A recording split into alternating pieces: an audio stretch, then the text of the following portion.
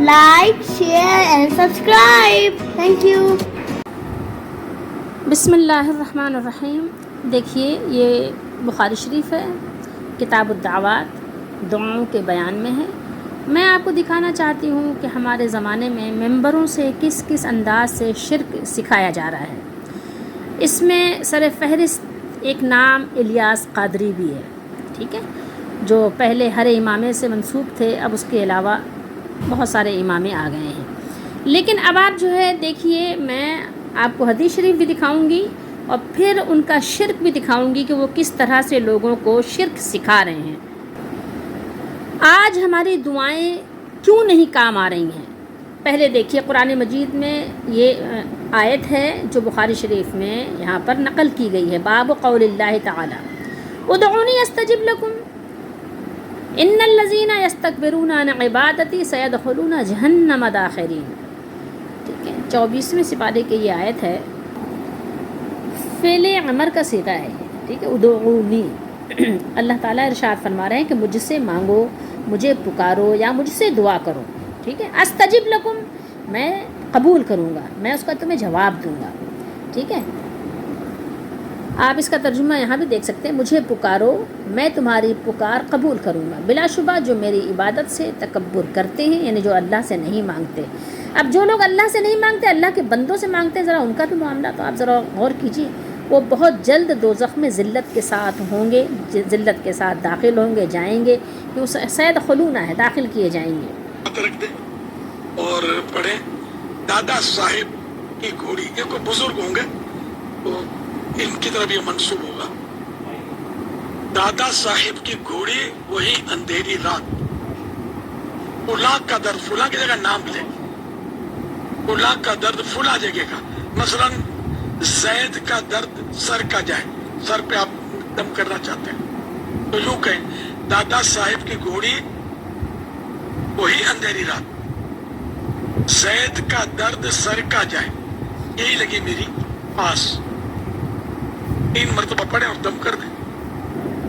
یہ آپ نے ان کی ویڈیو ملاحظہ کی کہ کسی بزرگ کو کہہ رہے ہیں، اب وہ بزرگ کو یہ جانتے بھی نہیں ہیں، کہہ رہے ہیں کہ ان کی گھوڑی کا نام لے کر اور درد پہ یعنی 3 مرتبہ دم کریں تو وہ درد یعنی ٹھیک ہو جائے گا.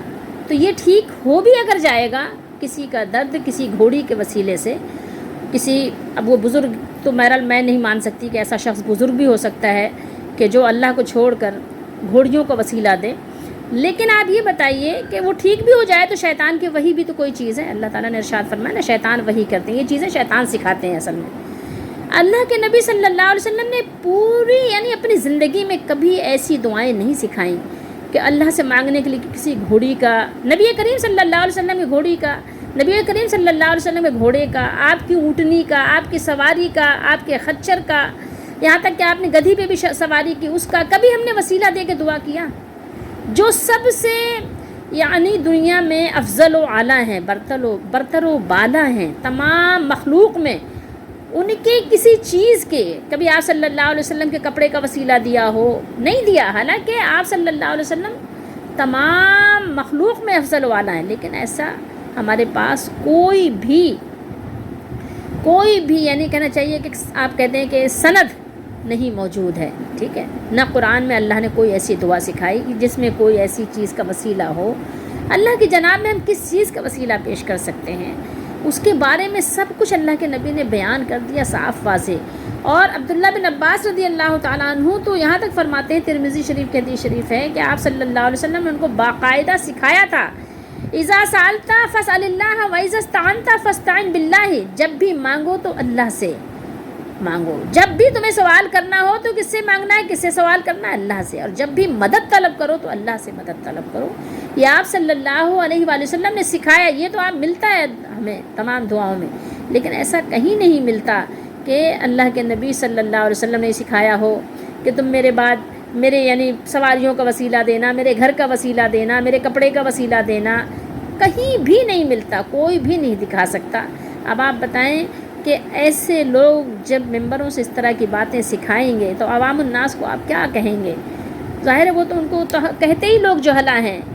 تو اب ایسے لوگ اگر اس طرح کے شرک سکھائیں گے تو پھر آپ یہ بتائیے کہ ہماری دعائیں کیسے قبول ہوں گی، اور پھر عذاب نہیں آئے گا تو اور کیا ہوگا؟